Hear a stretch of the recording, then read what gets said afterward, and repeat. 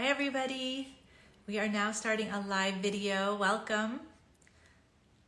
My name is Dr. Vinita Tandon. I'm the medical director at Lifeforce and board certified endocrinologist. So excited you guys are here joining us. Please do tell us where you're joining from. Would love to know. You can just put that in the chat. And we are thrilled today to invite Dr. Amy Shah, who's going to speak with us about all things wellness, nutrition, longevity, and hormone health. So super excited to have her, and I'm going to go ahead and invite her now.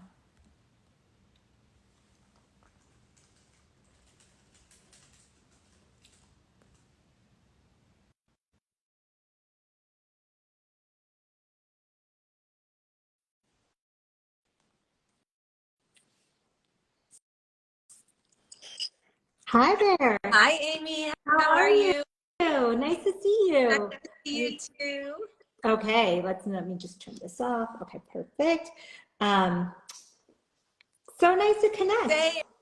I'm super thrilled to be doing this with you just because our passions are so aligned. So it feels way overdue to have this. I agree. So, And I haven't done a live in a little bit. Like I was doing them so often during the pandemic, but it's been a little bit. So nice to do this with you. same. So we have a bunch of Lifeforce people and they're putting in where they're from. Super excited to have this conversation.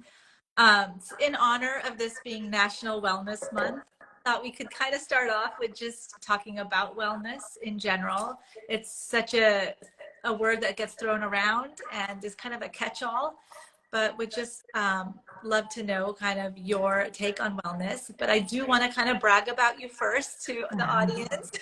So Dr. Amy Shah is a double board certified medical doctor and wellness expert. She specializes in hormones, food allergy, and gut health. Dr. Shah graduated magna cum laude from Cornell University's esteemed School of Nutrition. She then went on to receive a medical doctorate with distinction.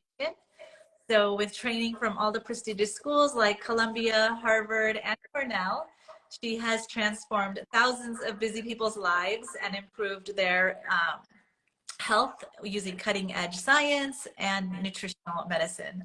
Her proven techniques to heal inflammation utilize the power of the microbiome to help digestion, obtain natural hormone balance, and heal food sensitivities. She is a well-known expert in intermittent fasting, so I can't wait to talk to you a little bit more about that for both men and women, but particularly for women. So welcome.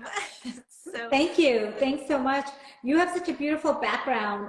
Where you sit? Where are you? I'm in my dining room, and yes, very lucky to have this view behind me. It's actually a little hazy today. We had some smoke from, I think, the Canada fires. Right. But how about you? Are you at home? I'm at home. Yeah, it's so funny because of the pandemic, I never had anything for podcasting or for live. But when you said, or somebody told me like, oh, go to a bright spot. I'm like, oh, I have stuff from when I was, filming so much in my home in the pandemic. So yeah, in Arizona, sunny, hot Arizona. Awesome. So are you not getting any reprieve from the heat? It's actually overcast today. Good for us. It's a good day for us. Yeah. Good. Cool. Well, I'm trying to add a moderator to this, but it's not working for some reason. So I'm going to skip it and we will just go on to our conversation. So I just kind of wanted to touch on wellness and get your perspective on kind of what that means to you and what you would recommend or what you want people to think about when they think about optimizing their health and wellness. Wellness to me is feeling good and living a long, healthy life. So it's not just about living a long, healthy life, and it's not just about looking and feeling good in the moment. It's that combination of both, because I think we all know that we could do the next quick fix diet to lose a few pounds. We could do, all these longevity practices that make us miserable right now. So it's like that combination, that sweet spot of like enjoying the journey. Like when I do a yoga class or I'm going on a walk, yes, I'm exercising, it's good for my health, but I'm also enjoying the process and feeling good in the moment. And not everything will be like equally feeling good, but in the end, it should feel like you're happier and healthier with the practices that you're doing to make you live longer. So longevity with also happiness and health. Yeah, I love that. I think that, yeah, one of the terms that people don't know what to make of it. They know they want it and they want to feel healthy and well and improve their lifespan and health span. But I think that term can feel so daunting in terms Yeah. of address it. And at Lifeforce, as you know, being a member, our whole approach is about how to be proactive with health. I love it when we have members who are in their 20s and 30s. This is already top of mind that they want to address certain things and live a long, healthy life. And we know that there's so much that we can do to mitigate a lot of these preventable medical problems, old age problems that are. When it comes to your health in particular, what are kind of the top 3 priorities that you think about in terms of your health? And we can't cheat death, but in terms of longevity and health span. I think the game changer, the thing that changed everything for me, is when I learned that your cells can be 20 years younger than your age calculated from your birth certificate. So your age right now can be 20 years older or younger. And that to me is really empowering. Like, I thought to myself, wow, as I'm getting older, it doesn't mean that there's inevitable things that are going to happen. What it means is that I need to keep myself, my brain, my gut, my body in the best shape possible so that I can keep it young, slow down the aging process in a healthy way. And so that's actually why I think anybody, whether they're using Lifeforce, which we do, but just look inside, open the hood and see what's going on inside there so that you can catch things well before it's a big problem. Like if you can catch pre-diabetes, if you can catch your cholesterol, heart disease early, then it's going to be a lot easier to manage than if you catch it very, very late. Agreed. Yeah, I think that research has shown that their longevity and lifespan, like you said, it's only partly dictated by genetics. So much of it is lifestyle and kind of doing these early interventions, and knowledge comes first. Yeah. So it's hard to know where to intervene or what to address if you don't already know what you're starting with. So yeah, I totally agree. When it comes to, as an endocrinologist, hormones have been my what I live and breathe for decades, but especially in the past 10 years, I think I've had just a particular interest in women's hormone health, as I think you have too. And it's wonderful to see because I think women, for so many years, it's been a lonely existence and they don't know what information is legitimate and what is not. There's so much misinformation on the internet, from the medical community. So I love that it's a priority for you as well. But what are some of the changes that you have seen in both men and women, starting as early as their 30s? And what kind of changes are you seeing and how are they manifesting? I think, I feel like especially women, like think that a lot of women think that they're being dismissed by their doctors because they're having these symptoms in their 30s and 40s and no one is telling them why or where it could be coming from. And it's like you feel these symptoms of fatigue. You might be feeling like you're gaining weight in your abdominal region. You might be feeling like you're having these mystery GI symptoms. I think that is something that we should be telling people, hey, it may be something else. Let's look into this, but it could be perimenopause. Like you are getting to the age where hormones are shifting and changing, and even having that knowledge changes things for people. So I think that that's really, really important to address that. Your fatigue, your weight changes, your period changes that could be due to perimenopause. Yeah. Yeah, it's still. Somebody's saying Lifeforce is cutting out, not Dr. Fat. I think your sound is cutting out a little. Is it? Okay. I seem to have good Wi-Fi, but we'll keep trying and then. Let us know if can you guys hear us now? Type in the comments if you have any issues with the audio, and we'll try to fix it. Okay. I was just kind of dovetailing off your last comment about how underappreciated the impact of hormones can be on changes in quality of life and symptomatology. It's never ceases to amaze me how hormone changes are still so underappreciated. So Yeah, hard and to also notice.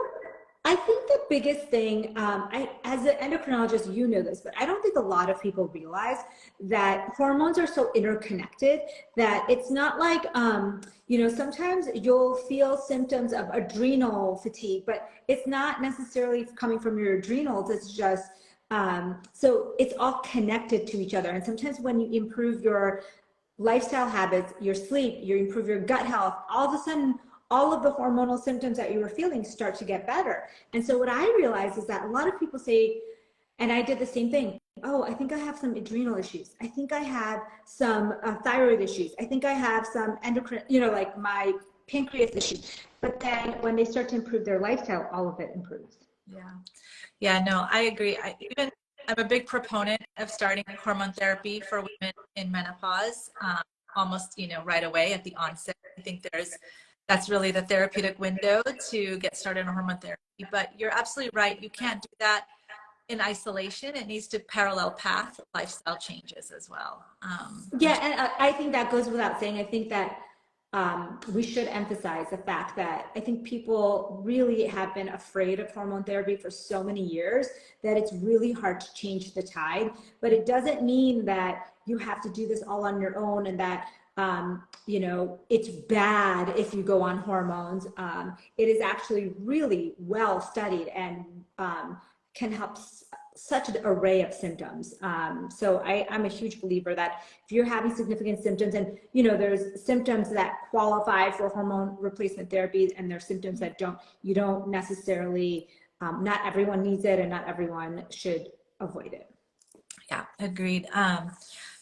It's one of those things I think that we think about menopause as something we can push off. Like we'll think about it in our 50s, but we know that actually a lot of the symptoms start to occur in women's 30s and 40s even.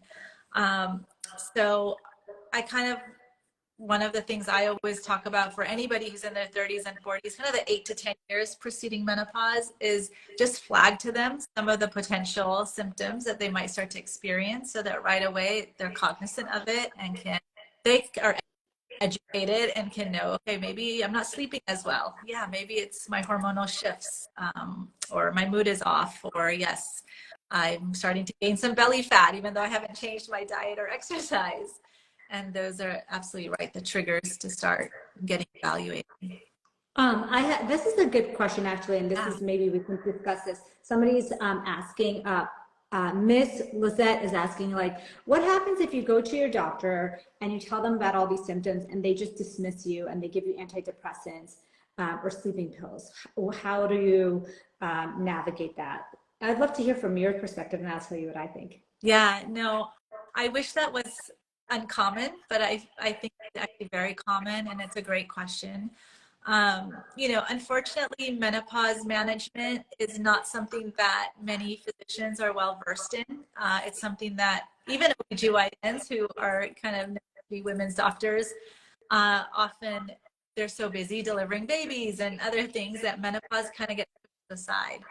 So I do think that it's a time to get educated and find an expert and a medical provider who you can partner with, who can really educate you on the risk benefit of hormone therapy, but who also has more of a holistic approach. So it's not just the hormone therapy, but also lifestyle interventions, like you mentioned. Yeah, I think that when I was in training, I kept thinking that I had not learned about it and everybody else had. And so I would go to my OBGYN colleagues, and I would go to the experts, the hormone experts, and I'd ask them questions. And what I ended up realizing is that no one really knows. There's not enough research done on this topic. When I was in fellowship, I always tell this story.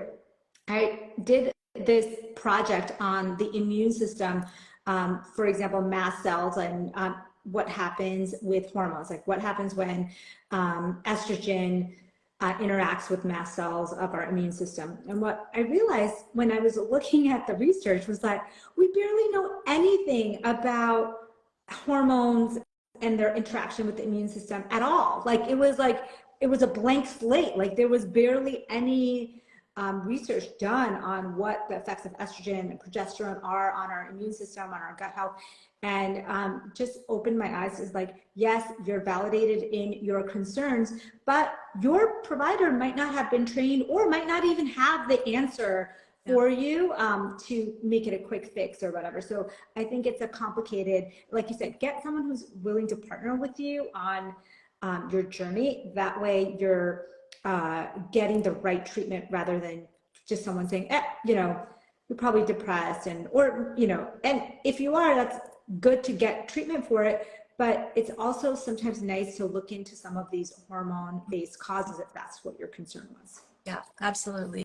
And I will just say to Ms. Lizette that you do go, and if you are interested in getting your hormone panel checked and speaking to a Lifeforce expert in hormone therapy, if you visit mylifeforce.com/live, we are offering a $200 off the diagnostic, which we perform the entire hormone panel. So it's a great value. So yeah, just want to let her know there are experts out here who are versed in this and want help. I would love to know, Amy, like what are your typical suggestions for someone in perimenopause in terms of lifestyle changes? I think what happens in perimenopause is that a lot of people are doing the same things quote unquote, that they think they've been doing, and it's not working anymore. Like that weekend binge and eating frenzy, and then you would just, eat really healthy for 2 days and things would be back to normal. And now it's not happening. The levels of your hormones are slowly declining. You're not able to bounce back in both in your weight, in your mental state, in your energy levels.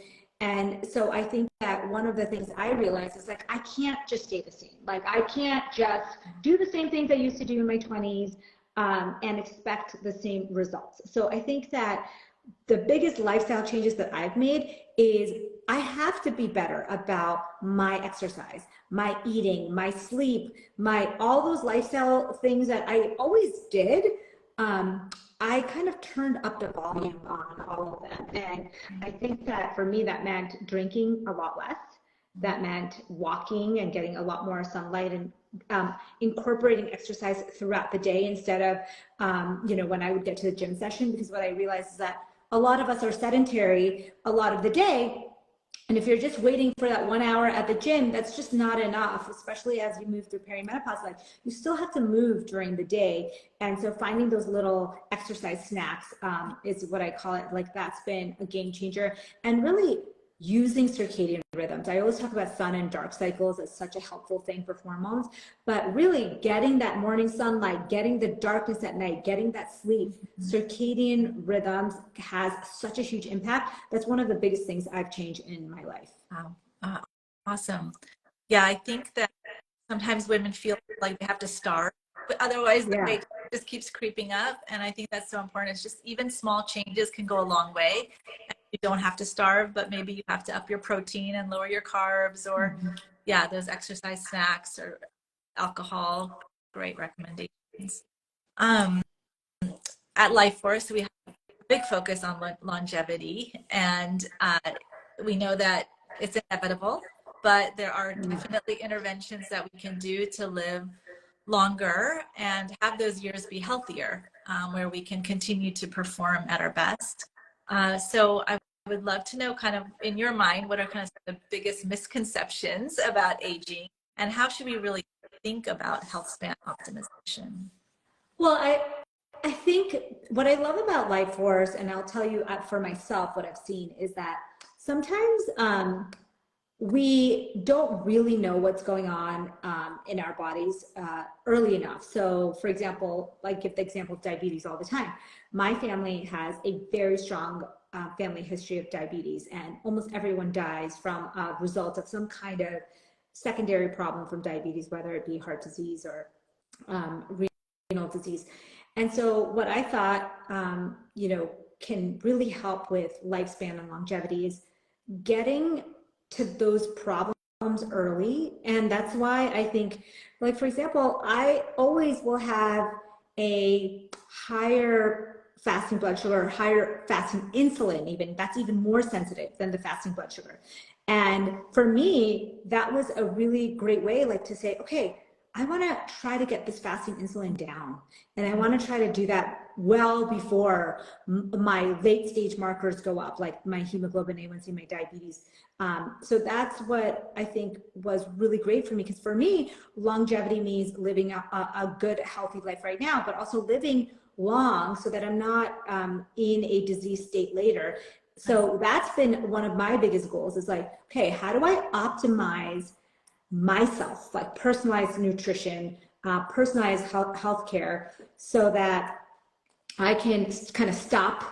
Everybody has, genetic predispositions towards disease. Everyone has diseases in their family that they might be more likely to get. So I really believe that that's what it's helped me with so far. And hormone optimization is something that I think people, maybe in some doctors will say it's overdone, especially by untrained specialists, where, people are just getting hormones thrown at them, right? And then there's the other extreme where people are afraid of hormones. So I think there's a happy medium here where you can see where you lie on that spectrum and decide. Like, for me, I decided that I was going to try to optimize my hormones through diet and exercise. Like, I don't think I'm ready, or I don't need hormone replacement. And not to say that I'll never need it, but I'm trying to do it naturally. And I've boosted my testosterone myself through just lifestyle measures. Yeah, that's great. I definitely don't want to miss the opportunity to talk about intermittent fasting, because I think it's one of those topics that used to feel like a trend many years ago, but now there's so much science behind it as a medically sound thing to do for things like insulin resistance, maybe some other medical problems. But I would love to know kind of what in your mind are the key benefits, and how, if someone wants to get started, what your typical recommendations are. Intermittent fasting is like exercise. You can find intermittent fasting regimen that's right for you. You don't have to be doing, if you're exercising, you don't have to be doing the ultra marathon. You could be doing Pilates or yoga, or you don't have to do dance. You can do weight training. So what I want to stress to people is that people say intermittent fasting is good, or it's bad, or it's bad for women, or it's not good or bad. You find the right one for you. Every culture in the entire world follows some kind of intermittent fasting regimen. It's not like good or bad, it's good. We need breaks from food, but you decide what is the right way to do it for you. So if most of us live in this world where we're constantly bombarded with food, and it is in our best interest to pick even something as simple as a 12-hour overnight fast, like a circadian rhythm fasting, where you stop eating, say, 8 o'clock, and you start eating again at 8 a.m. So 8 p.m. to 8 a.m., 12-hour fast, that could be an amazing starting point. And then you may want to push it a little more. I like to push it earlier dinner, like having dinner at like 7 or even 6, and try to push the fast that way. That can have so many other health effects, including your insulin level, your gut health, your brain health, your sleep, your digestion. So all of those things can improve just with the circadian fast. Yeah. How about in terms of nutrition and gut health? I know that's another passion of yours. What tips would you recommend for people who are interested in getting healthier, but especially prioritizing gut health? What are kind of some 3, if somebody was just like, if you had to give 3 easy, these are your go-to? Okay, so what people don't realize is that exercise is actually the best probiotic. So people are always like, what's the best probiotic?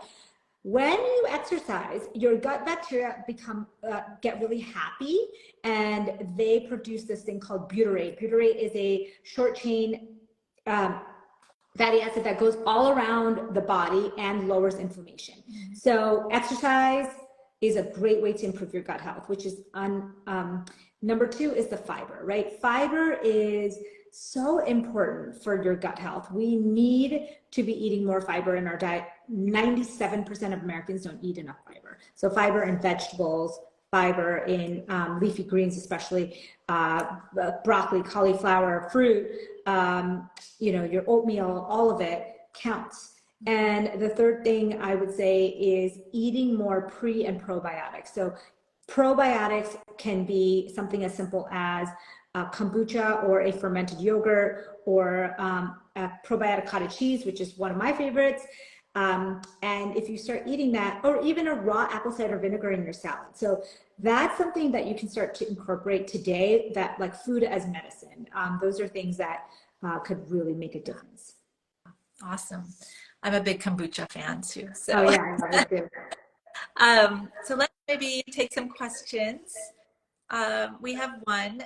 Please explain the use of testosterone on muscle in menopausal women. Maybe that's your more detail for you, but go ahead. Yeah, And now well, no, it's a great question. And we know that we think of testosterone as kind of a male hormone, but actually it's a very important hormone for women too.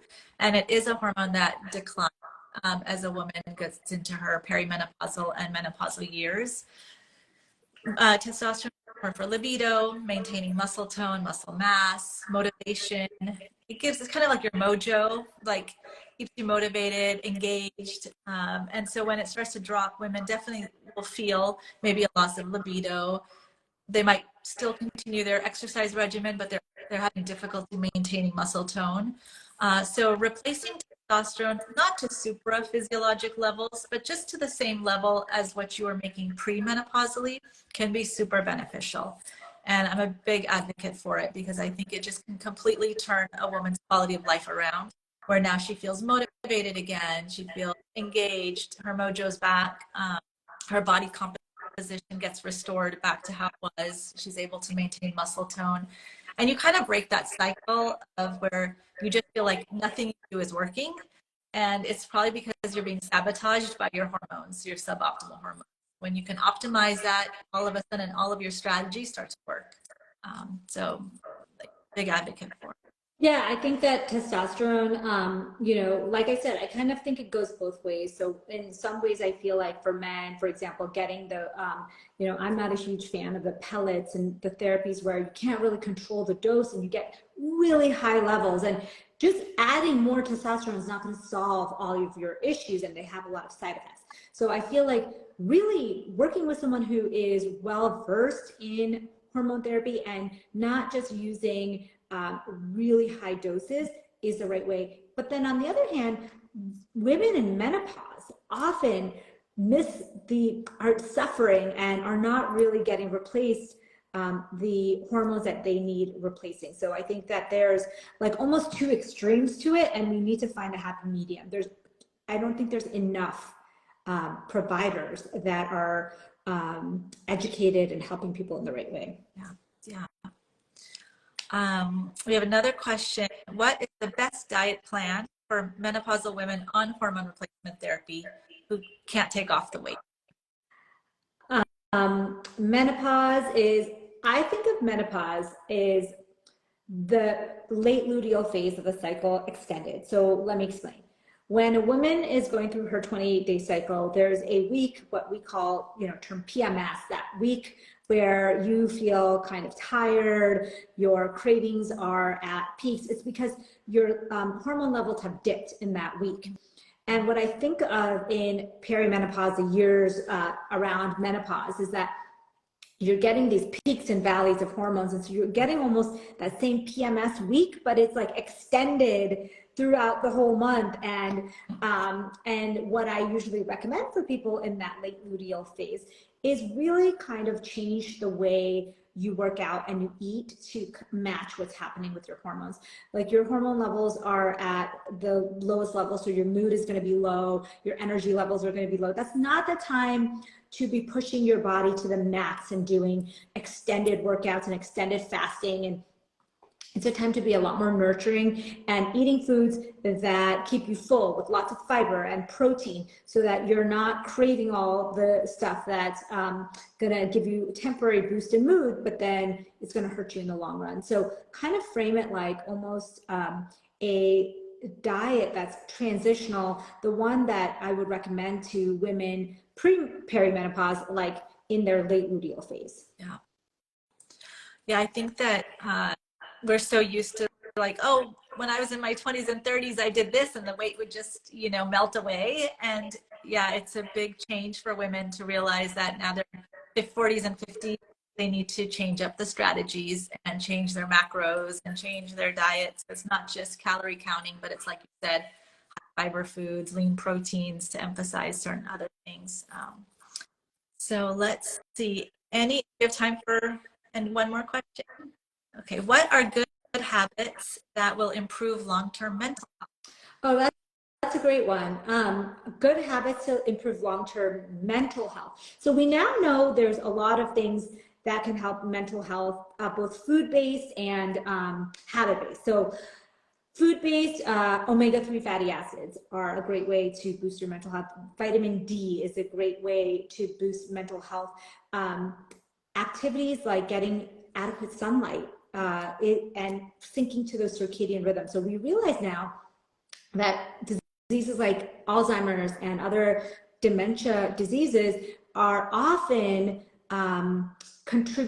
there's a contribution of the circadian rhythm. So meaning that when you have really bad altered circadian rhythms, like you're eating late at night and then you're not seeing any sunlight during the day, and that starts to really break down, and especially in brain health, that seems to matter. And so getting more sunlight during the day, getting adequate sleep, not eating super late at night, eating a lot of your meals during the day, that can be something that can really help your brain health. And then last thing is keep yourself sharp, learn new things, make new friends, travel to new places. Your brain is only going to grow. Like, people think that your brain cannot grow as an adult. It can grow. It can make new neurological connections. It can, that whole wisdom piece of your brain actually grows really well as you age. So there's so many things we could be doing. Yeah, good tips. I think too, the social connectedness part that you mentioned is key, especially in a world we live in now where a lot of it's online and isolated, working home, remote. Sometimes you have to make that extra effort to go connect with people. Okay, last question. What am I getting for the monthly Lifeforce membership fee? Yeah, good question. That's all you. Well, I hope that you've enjoyed your membership too. I know you're an active. I love it. Yeah, I feel like I tell everyone that it's really helped me optimize my health, so I really recommend it. So the monthly membership, basically every quarter you get to have your full lab panel drawn, which includes over 40 biomarkers, and the hormone panel is always part of that. You get to meet with a board certified clinician every 3 months after you've done lab work. So they will review your biomarker results along with any changes in your quality of life, medical history, your family history, all of that, so that when they make a plan for you, it's very holistic and personalized. So that for somebody, it might be that they need hormone therapy, but for someone else, the priority maybe let's prioritize cardiovascular risk reduction. So it's just a very individualized, personal plan. You also get assigned your own health coach that you can meet with a few times a month, that are in contact with you, they partner with you on any lifestyle interventions that you're working on. For example, if your clinician recommends the Mediterranean diet or a diet for menopause, the health coach will be your partner to help you implement that and stay on track, and be your accountability coach as well. They're great. Life is life. Things happen. You go on vacation, or you have an event and you need strategies to help you eat right during those things, and the health is right there for you. And then there's always the discount on our nutraceuticals. So you get our amazing line of nutraceuticals, which are very unique and have therapeutic ingredients, unlike a lot of other supplements out on the market. So we love our line of supplements, and you get a discount off of that too. So it's a lot for the membership, but honestly, I think it pays for itself and more. Nobody wants to have their last 10, 20 years of life dealing with disease and being in and out of medical offices and hospitals. Whatever we can do to prevent that outcome. I love some people are saying like it helps tweak what I'm doing for optimal health and avoid health challenges. Like I would agree with that. I think that so many of us get so busy with life that spending, you know, a few minutes out of your day trying to optimize your health is going to make a huge difference. Yeah, and it's nice that you don't have to think about it for you. Yeah. It's out of your hand. You don't have to source through 100 different, articles online to know what's right. Where we get to be your expert.